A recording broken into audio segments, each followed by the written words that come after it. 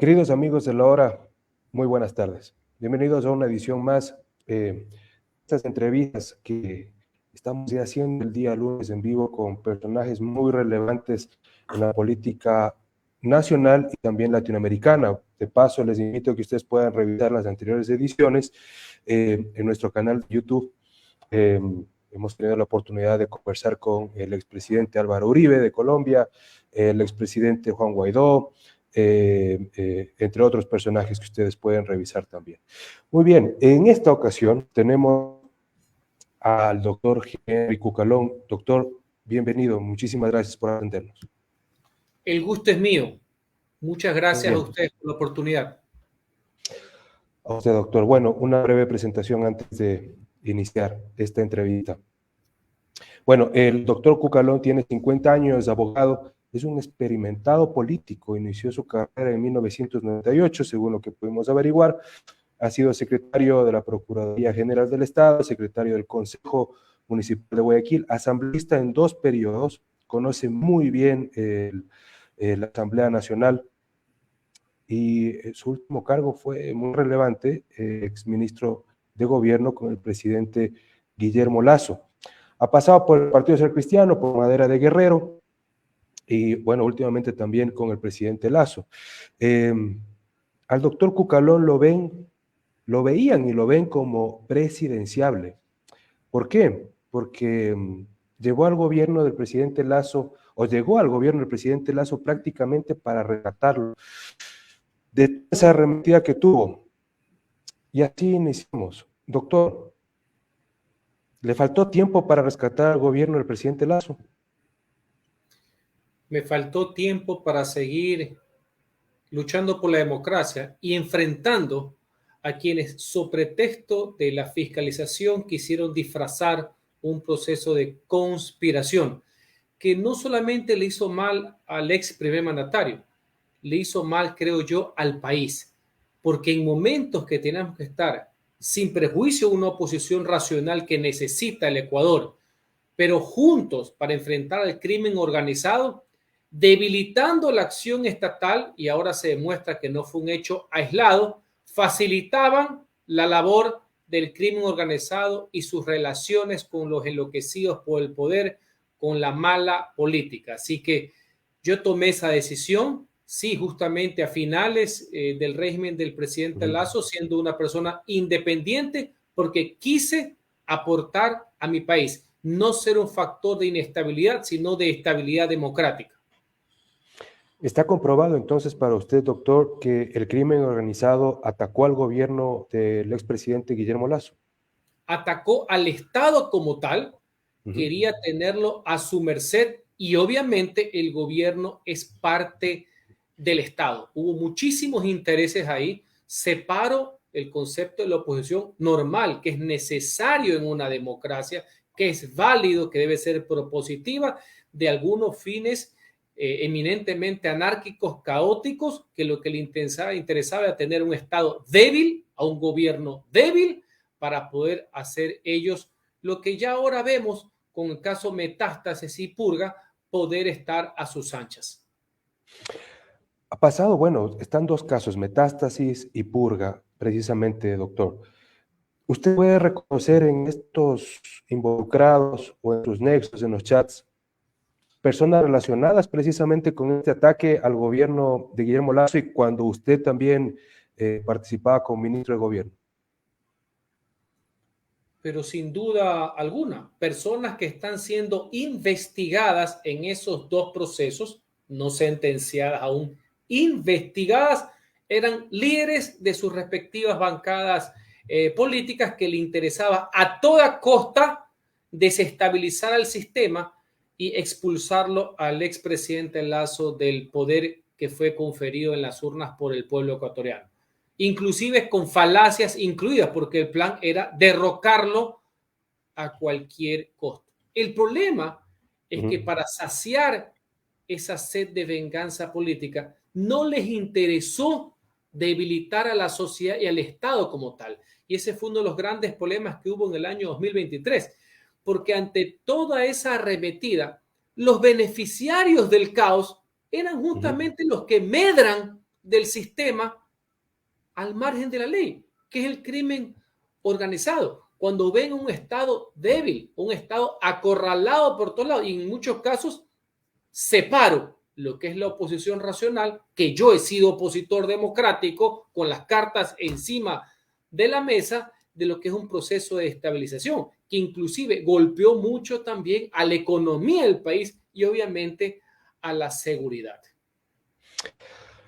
Viendo lo que ha comprobado la fiscalía, los chats, los nexos políticos con el crimen organizado, con el narcotráfico incluso, ¿usted cree que se pudo evitar la salida del gobierno del presidente Lazo o era muy difícil ante esa unión criminal que atentó contra la democracia, doctor?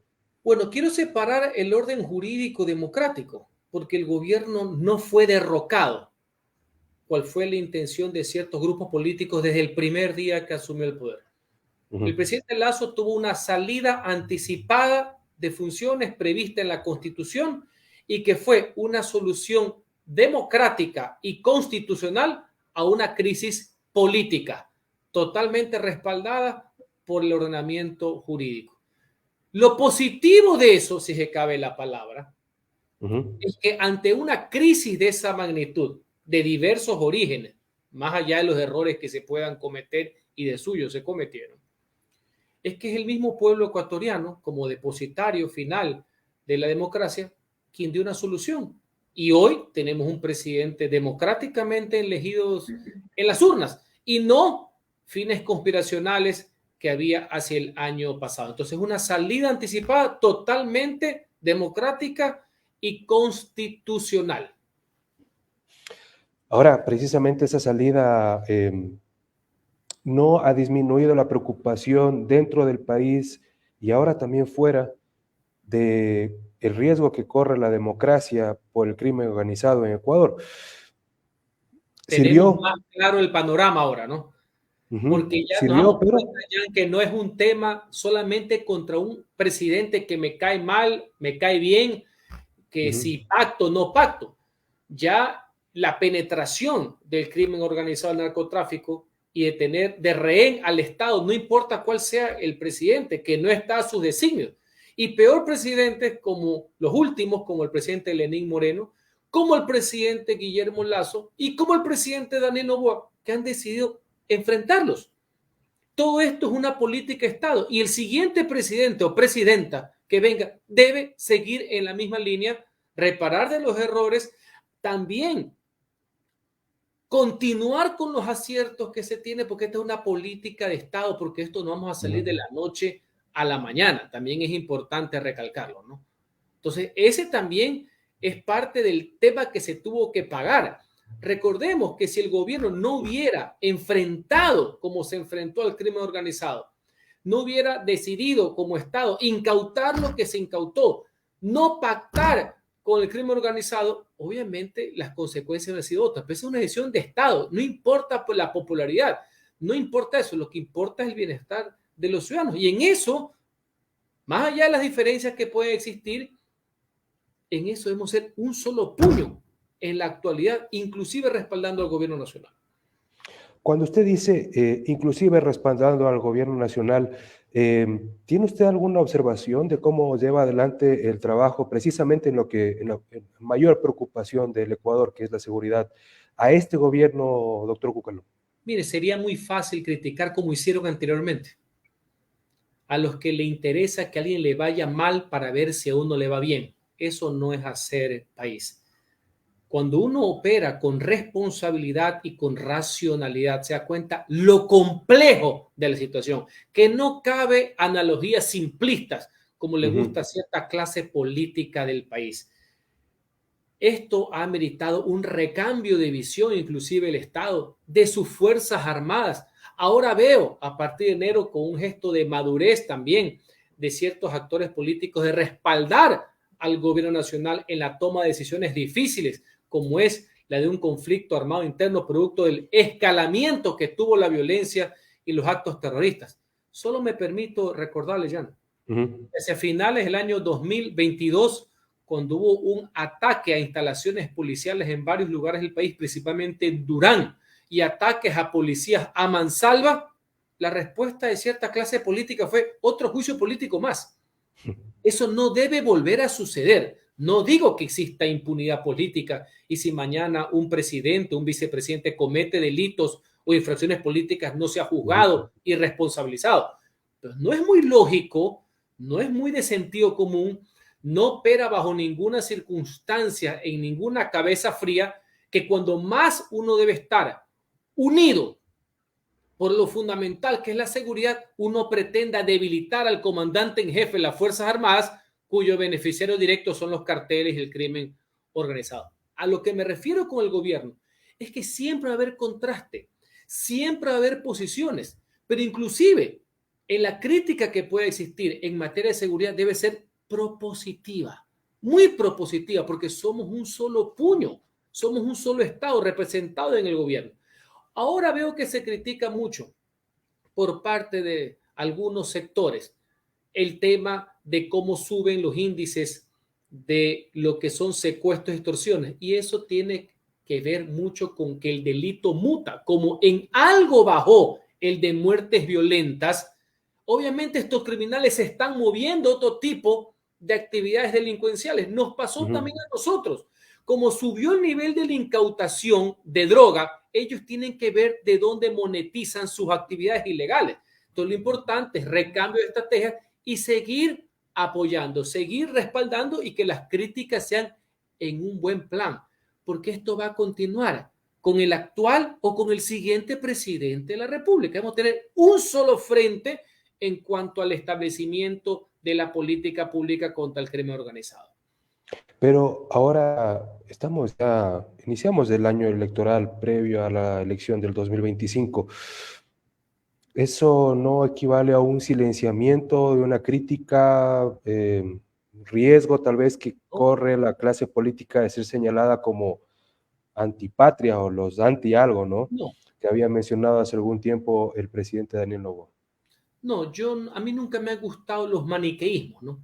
Que Okay. son propios de la extrema izquierda, de la extrema derecha, dividir lo bueno y lo malo, y porque no querer ser endilgado de antipatriota no se va a pedir corrección. No, por eso digo, la oposición debe ser racional, propositiva, y más cuando uno ha tenido la experiencia, cuando uno tiene un pensamiento estructurado, no exento de equivocaciones, por así decir, cuando uno cae presa del populismo arrabalero, por así decir. Entonces, el modo de la crítica, de la propuesta, de la adhesión es distinta al que solo tiene cálculos electorales y le interesa es el inmediatismo, tomando en cuenta que a muchísima gente le interesaría que a quienes hacen política les vayan mal para que ellos tengan la oportunidad. No, mi mensaje es distinto.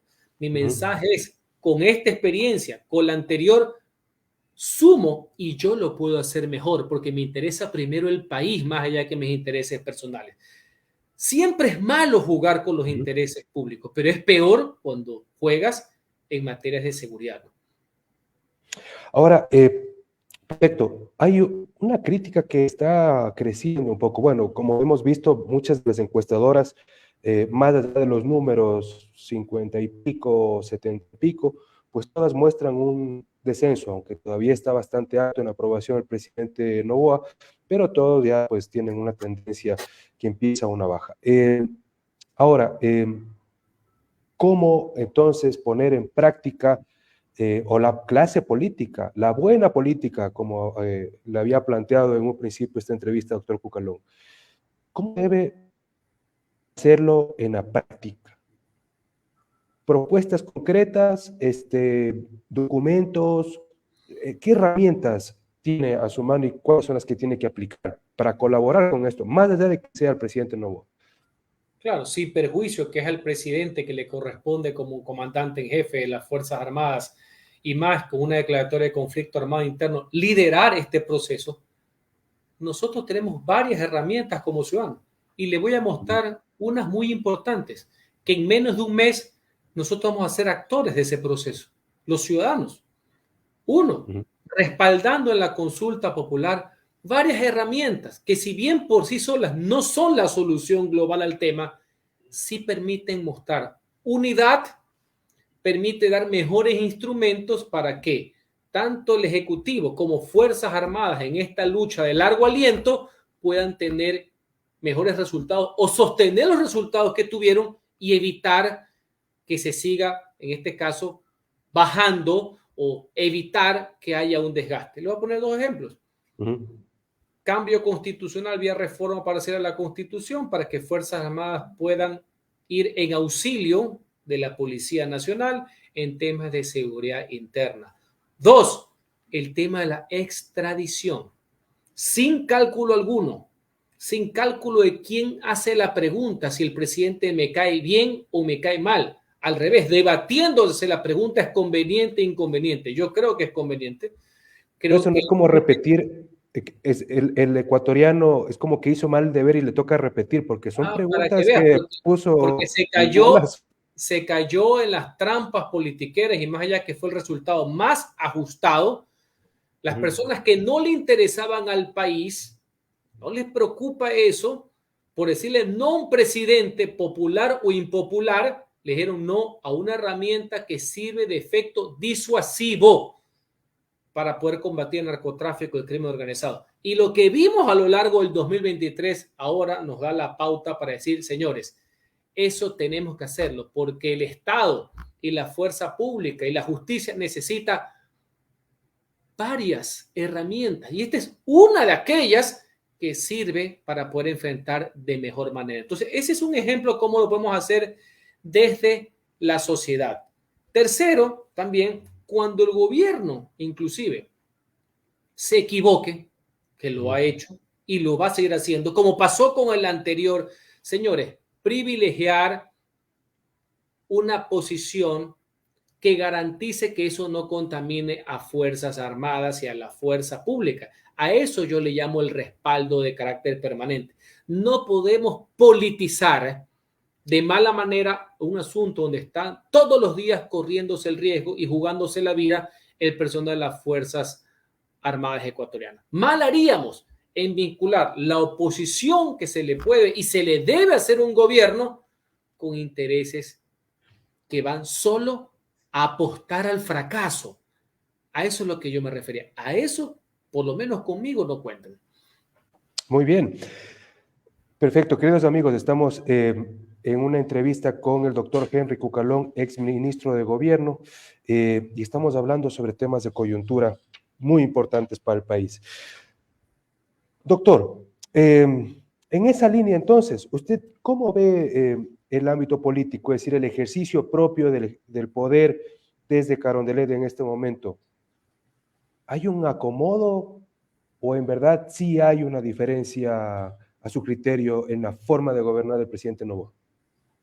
Mire, creo que la asamblea en su composición es un poquito mejor que la composición de la asamblea anterior. Dicho por quienes han estado ahí, por quienes les gusta la historia, la peor y de más baja ralea desde el retorno a la democracia, donde existen este tipo de cuantificaciones y cuestiones de calificación cualitativas, por así decir. Largo la peor. Desde el primer día se supo que iba a ser la peor por la composición de la misma. Creo que este es un poco mejor. Creo, en líneas generales. Dos, el presidente apostó a un muy alto costo por su experiencia parlamentaria a llegar a un acuerdo legislativo, que él dice que solamente es legislativo, no es un acuerdo de cogobierno, porque los socios se ufanan todos los días a aclarar que no es eso, para sacar lo que es su agenda legislativa. Hasta hace poco dicen ¿Les que molesta que le digan que es un pacto, doctor Cucalón? Sí, le molesta a todos. Pero les molesta sobremanera, sí. A todos que es un tema de gobierno, más allá que obviamente al correísmo no le interesa porque fueron quienes compitieron con él la segunda vuelta. El Partido Social Cristiano tiene un nivel de software que le permite jugar con esas posiciones, por así decirlo, lo ha demostrado a lo largo de los años. De ahí tuve algunas diferencias, porque si vas a apoyar, debes apoyar de frente. No es malo los cogobiernos, pero siempre de frente, con las cartas puestas sobre la mesa, ¿ya? Muy bien. Pero a lo que quiero ir, y asumiendo responsabilidades y costos, porque gobernar tiene costos, en el buen sentido de la palabra. Defender el interés general tiene costos. Cuando uno ejerce el poder, afecta intereses. Lo importante es qué intereses vas a afectar. Ese es el meollo, ese es el núcleo del tema. En todo caso, lo preocupante no es que llegues a un acuerdo legislativo, porque tiene que haber pues, una mayoría, tienen que elegir dignidades. En eso yo no le veo mayor problema. No es con quién te juntas, sino para qué te juntas. Entonces el presidente ha tenido que sortear permanentemente los pliegos de reclamos de que hay ciertos sectores del acuerdo que ponen los votos y no le dan nada a cambio. Y me refiero directamente al sector vinculado a RC, que no hay votación, no hay resolución, no hay temas que no lo vinculen con la impunidad, que no lo vinculen con la situación de sus máximos líderes. Entonces, ese es un grave problema para gobernar, gravísimo, porque está sujeto a todos esos intereses a posiciones particulares pro impunidad. Adicionalmente, el presidente, para contentar a la mayoría y que el producto legislativo salga, que es lo que le interesa a algunos, se aprobó una ley, no sabes qué es lo que aprobaste. Yo me río porque veo que en la asamblea viven celebrando que aprueban leyes en paquetes y no importa si tienen contenido, si tienen condumio, lo que celebran comunicacionalmente es el paquete, la cantidad de leyes, por así decir. ¿Y por qué digo aquello? Voy a citar la ley para el conflicto armado interno, que tiene que ver con el IVA. Y aquí le voy a hacer una reflexión legislativa. Al presidente, ¿qué le interesaba? Que se apruebe el IVA, porque tiene un problema de recursos para Fuerzas Armadas y también tiene un problema estructural que viene sufriendo el Estado ecuatoriano de ingresos para poder soportar los egresos permanentes que tiene año a año. Muchos por leyes que salen de la Asamblea y otros por sentencias de la Corte Constitucional. Ese era su interés primario. Como las otras bancadas no les interesa subir el IVA por el costo político que tiene, sin perjuicio que hubo estudios ahora que como el fin justificado fue la guerra, la gente, más allá que a nadie le gusta pagar más impuestos, de una u otra manera sí se apoderó de la idea y no le resultó tan, pero tan perniciosa. Le fueron metiendo cosas que jurídica y constitucionalmente no son posibles. Los unos le metieron una contribución a las empresas, otros le metieron una contribución a los bancos y otros volvieron a elevar el ICD.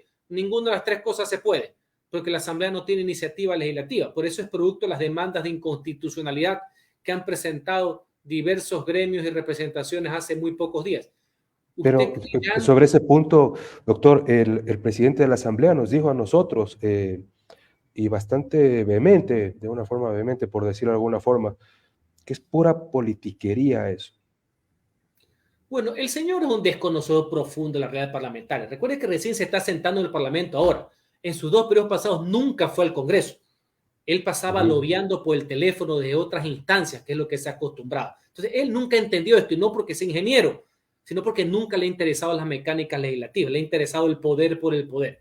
Ya hay sentencias de la Corte Constitucional, y no hace falta ser abogado para saberlo, donde expresamente se prohíbe que la Asamblea Nacional incorpore tributos que no han sido motivo de la iniciativa presidencial.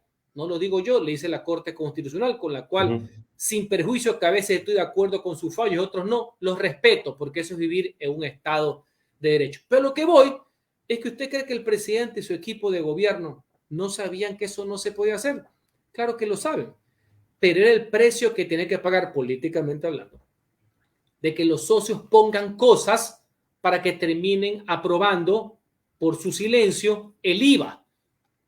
Si estamos, esa ha sido la mecánica del día. Pero eso no es poner en riesgo.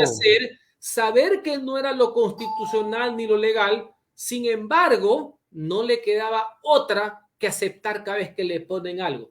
También al principio el gobierno hubo una ley para el tema eléctrico. Le fueron poniendo un tema tributario, que es de iniciativa presidencial, y él deja pasar, porque si no lo pone, no hay los votos para aprobar los temas que a él le interesa. Entonces es un juego que lastimosamente, si bien sacan 10 en política, a veces se quedan de año en materia de Estado de Derecho, porque si no, mañana van a seguir cometiendo lo mismo, ¿no? Para usted, entonces, la Corte Constitucional, ¿qué debería hacer? ¿Debería pronunciarse lo más pronto? ¿Debería suspender la ley? La Corte Constitucional ya ha dado sentencias y hay precedentes al respecto. Esperemos que no se tome todos los años como hizo en otro tipo de demandas de inconstitucionalidad. No es sobre el tema del IVA, es básicamente sobre la incorporación de contribuciones que no fueron parte de la iniciativa presidencial. Va a ser un debate interesante porque, insisto, ya hay precedentes. Esto no tiene que ver solamente con la coyuntura política, sino que ya hay precedentes en la Corte Constitucional. Imagínense lo grave que fuera. Ahorita, porque suena políticamente rentable, porque es hacia un sector determinado de la sociedad, que puede sonar a discriminatorio. Pero usted se imagina cuando algún día los señores que están en el Parlamento, algún día sean poder, de frente, no como les gusta, de costado, o como lobistas, donde han sacado una ingeniería o un doctorado. No, de frente. ¿Usted cree que a un presidente de la República le gustaría, si mañana viene por ahí alguna persona no en sus cabales y elimina el impuesto a la renta? ¿O pone el IVA al 40% o comienza a jugar? ¿Le parecería lógico? No, no. Entonces, uno cuando toma las decisiones, más allá que uno comete errores, debe tomarlas tomando en cuenta que algún día va a ser gobierno y así mismo los que están en el gobierno algún día van a ser oposición. Esas son las reglas democráticas. Yo entiendo que quienes tienen carácter fenicio ven todo como una compraventa, pero en democracia el Estado de Derecho se maneja de forma distinta. Para usted, esta es la época de los compradores y vendedores en la Espero política. que no, que sean hechos aislados, no la generalidad de la clase política. Ok, doctor. Dos reflexiones más sobre un poco la gestión que está haciendo el presidente Noboa. En economía, ¿usted cree que hay en verdad hay resultados? La gente está preocupada muchísimo por el tema del empleo y el desempleo. ¿Hay propaganda o en verdad usted ve algún tipo de resultados? Ojalá Doctor? que no sea humo, porque yo quiero que haya más oportunidades, quiero que haya mayores empleos justamente para la gente joven. Parecería que hay una discordancia entre lo aseverado por las fuentes gubernamentales y el registro del Instituto Ecuatoriano de Seguridad Social, donde están las personas que finalmente al obtener un empleo se afilian. Valga la oportunidad para insistir en algo. Yo estoy absolutamente de acuerdo. En la consulta votaré sí a todo.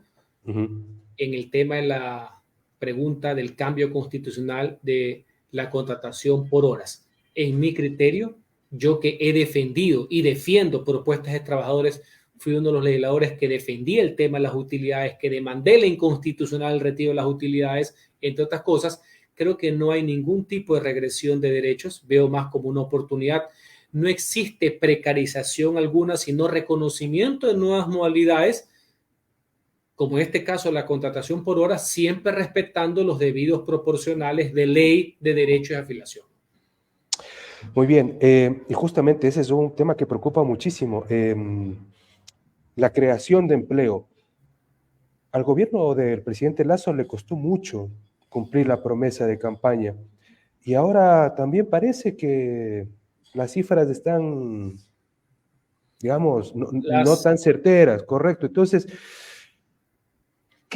¿cómo se ve desde fuera, doctor? Es decir, como desde fuera de la política en este momento, la fuerte, desde el gobierno, ¿no? Usted que recorre mucho su ciudad también, Guayaquil, y siempre lo vemos, ¿no? Incluso pues he leído en una entrevista previa de un medio colega que a usted le dicen como el rey del encebollado, porque usted es una persona bastante abierta, ¿no es cierto? No tiene esas poses, digamos, tradicionales de los políticos, sino más bien le gusta compartir, pero ¿qué ha recibido de la gente usted, doctor? Siempre va a haber problemas entre lo que se ofrece o se compromete uno en campaña con la realidad cuando uno está en el gobierno. Difícil, compleja, ardua. Fíjese usted lo que le está pasando al presidente Noboa, que en la campaña electoral dijo que estaba a favor de mantener el Yasuní bajo tierra, y ahora los problemas que tiene, no por estar en contra del medio ambiente, que yo estoy a favor, soy demócrata liberal en ese tema, sino con la pérdida de $1.200 millones anuales por la no explotación del Yasuní. Valga la aclaración, el que mejores cuidados ambientales tenía, entre otras cosas porque es el más reciente, por así decirlo. Entonces, la realidad educa. En el tema del empleo, que comenzó a mejorar en ciertas instancias del gobierno del expresidente Lasso y que en el 23 se complicó porque la inestabilidad política siempre acarrea a las dificultades normales en los mercados, inclusive afectada por efectos foráneos, siempre la inestabilidad, la incertidumbre lo va a afectar. Ahora, al principio había cierta estabilidad en el tema del gobierno, cierto apoyo, lo cual me parece que está bien, no hay que ser egoístas en esto. Había unas normativas aprobadas por la Asamblea. Esperemos que eso, más la confianza que tiene que volverse a generar, ha bajado el riesgo país, lo cual es bueno también, se vea reflejado, más allá de la guerra de los números, se vea reflejado en un mejor sentir de la nación y que haya mayor facilidad del empleo. Eso sumado, entre otras cosas, al tema de la reforma constitucional. Yo tengo esperanza sobre aquello. Siempre las cosas son un poco más lentas. Yo entiendo que los dioses del mercadeo de la información quisieran poner números a todo, como que cambian. Yo esperaré la cifra de momento adecuado, pero sí que se sienta que con esta toma de medidas más un ambiente de estabilidad política y de estabilidad económica, su beneficiario principal sea el empleo, que es lo que la clase media y la clase popular, la clase más necesitada, es lo que ahorita urge: seguridad y empleo. Muy bien. Muchas gracias, doctor Cucalón. Dos consultas últimas para finalizar esta entrevista. En el Ecuador y también afuera, hay una preocupación muy grande que es la democracia y el crimen organizado. Hasta el 2025 se van a producir cambios en casi todas las funciones del Estado. Asamblea, presidencia, Consejo Nacional Electoral, justicia también cambia, incluso en algunos de los elementos que componen la función de transparencia y control social. ¿Qué es lo que usted propondría para que el crimen organizado, que tanto nos está atacando, se mantenga un poco distante y alejado, doctor? Justamente lo que he venido diciendo como línea transversal, una unidad de propósitos, democráticamente hablando.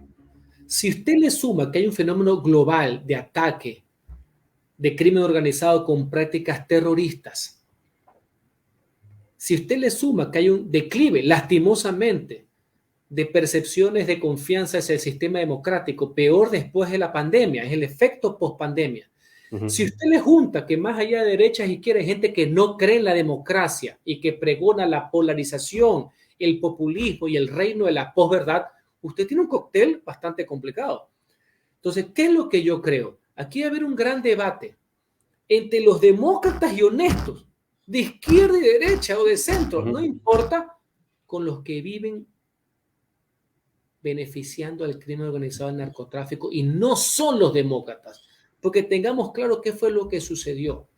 Del sistema clientelar corrupto, patrocinado por ciertos malos políticos y enloquecidos por el poder, se pasó a una plataforma al servicio del crimen organizado. Eso es lo nuevo, eso es lo que terminó afectando al Estado y a la sociedad. Ya no es el pésimo político que pone al juez para que garantice su impunidad y que se lleve un billete, lo cual es condenable a todas luces.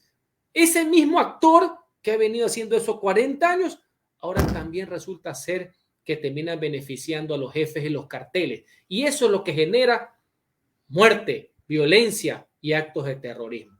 Entonces, por eso yo llamo a una unidad de propósito, un acuerdo sobre lo fundamental en materia de seguridad, con los aportes, con las críticas, con la oposición que puede existir, pero sin duda alguna con la fiscalización de la sociedad, nadie por encima de la ley, pero con grandes objetivos en esto, porque el crimen organizado no puede ver a una sociedad debilitada y peor a un Estado arrinconado, porque esto no se va a solucionar en el año y pico que le falta al régimen, inclusive en el supuesto consentido no que fuera reelegido. Este es un tema que trasciende ideológico, trasciende lo partidista, donde hay que marcar una raya.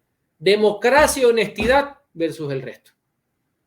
Muy bien, y vamos a finalizar, queridos amigos, con esta entrevista con el ex ministro de Gobierno, Henry Cucalón. Cuando se produjo el cambio de gobierno del presidente Lasso y todos esperábamos que se anuncie precisamente que creo el gobierno iba a tener su candidato, nosotros nos enteramos de su nombre, doctor. Al final no se concretó, en realidad el presidente Lasso no puso a nadie en la papeleta. Sin embargo, pues debo confesarlo, mucha gente estaba muy, digamos, interesada, muy expectante de una posible candidatura suya.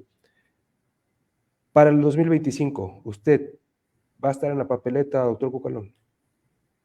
Usted ha reseñado lo sucedido en el año 2023, donde creo que lo más adecuado era que el oficialismo no lance candidatura presidencial alguna.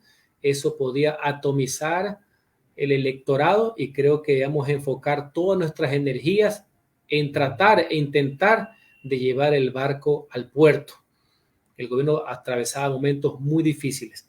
Esa fue la decisión que yo tomé al sumarme a un gobierno por el cual había votado en el 21, pero el cual no era parte de su proyecto político. Hoy, como independiente, le puedo decir, yo quiero seguir sirviendo a mi país. El tema de fondo, escuchando a ustedes, escuchando a la ciudadanía, escuchando a varias personas, organizaciones políticas, sociales, es donde yo puedo servir de mejor manera. Es un momento más de escuchar, que me escuchen a mí, que me escuchan permanentemente.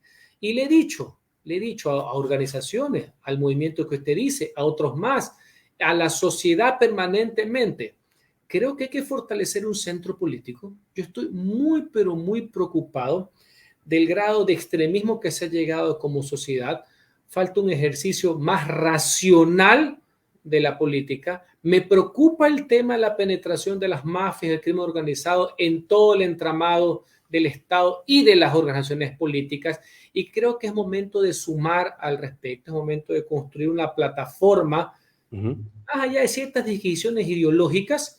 En mi caso, a mí ya la gente me conoce hasta con errores incluidos, después de 25 años de carrera, 8 años de legislador, tengo posiciones, las he venido madurando, no significa que todas sean acertadas. Cuando he tenido que cambiar, he motivado el cambio. En mi caso no es el de la outsider, que la gente no conoce qué diablos piensa, cuál es su posición con respecto a los temas. Yo estoy propuesto totalmente al debate correspondiente. Entonces, en estas semanas sigo escuchando esas palabras, pero lo importante es tratar de colaborar, de aunar esfuerzos en algo. Yo no descarto regresar al servicio público. No lo descarto. De hecho, mi incorporación al gobierno en febrero del año pasado fue un tema más de vocación, porque si hubiera sido por cálculo, mi querido amigo, mucha gente dijo que no lo tenía que hacer en las circunstancias que estaba el gobierno, pero ahí demostré que para mí los intereses de mi país, con mis propios errores incluidos, superan cualquier tipo de cálculo político. No descarte entonces una candidatura a la presidencia. Y lo más importante, yo no descarto mi participación, mi vocación por el servicio público. Lo que tengo que analizar ahora en mi carácter independiente, afín a muchas organizaciones con las cuales puedo conversar, es dónde yo puedo desarrollar un mejor papel. Perfecto, nos queda súper claro, doctor Cucalón. Mil gracias por atendernos en esta entrevista. Nos extendimos un poco, pero ha estado muy, muy interesante. Esta es su casa.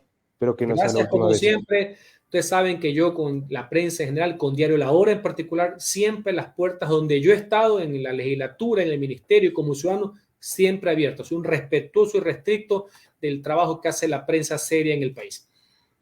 Mil gracias por esas palabras, doctor Cucalón. Queridos amigos, les recomiendo que ustedes puedan seguir ingresando a nuestra página web www.lahora.com.es y hasta el próximo lunes. Una gran semana.